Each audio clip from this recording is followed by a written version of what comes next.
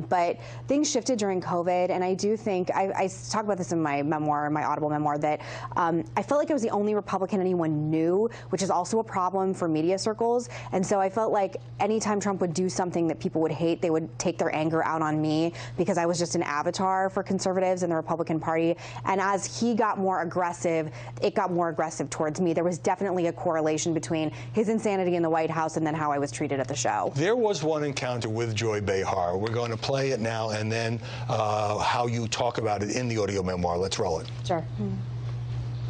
Okay, somebody answer. You missed me so much when I was on maternity leave. You missed me so much. You missed fighting with me. Don't act like you missed fighting with me. I did not miss you. I felt like I'd been slapped. When we broke for commercial, I burst into tears. Not just like tearing up, uncontrollable sobbing. I was super hormonal and deeply hurt. Why did that insult by Joy Behar hit you so hard, and how did that lead you to eventually decide to quit the show? I talk about this extensively in my book, that I had really bad postpartum anxiety. I was diagnosed with it. I had to go on medication.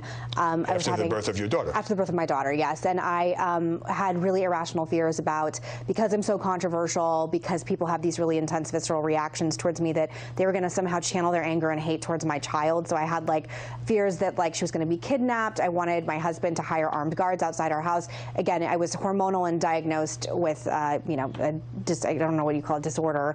But you weren't happy at the show for a long time, as you occasionally told me off the record. Yes, and I should say, like, we are friends. Thank God, I have a lot of friends in media. We had met off the record at different times, and you're also a friend. And I would confide in you and a lot of other friends at Fox that it was really rough. And I also wanted the opinion from outside media people of how it looked. And I have friends who worked in media that, especially particularly last year, that they were like, this is really bad. And I thought it was finally starting to really impact me. Like, I'm a serious person, and I really worried that the avatar and then the sort of caricature of who I was becoming was going to become reality at some point. And I also was sick of having everything that happened in my life being told through the lens of leakers inside ABC. There were a lot of leaks, and obviously maybe you reached a different stage of your life as a mom. But look, some people out there are going to say, hey, it was a television show. Yeah. You were paid lots of money to do it. It's a rough and tumble environment, and are you painting yourself as a victim here?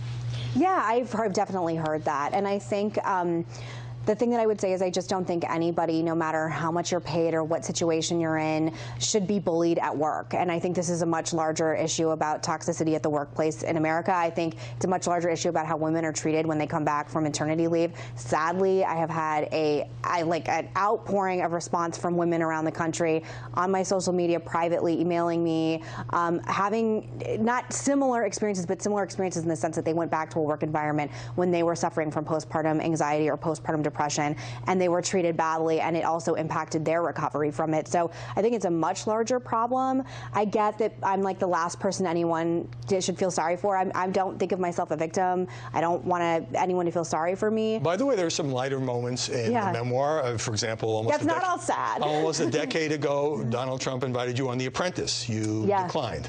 A Celebrity Apprentice. He didn't. That time he didn't contact me directly. He contacted my agent, but he really wanted me to go on. I can't even remember which season now, and I have a rule that I don't do reality television ever, so it wasn't an option. In a moment.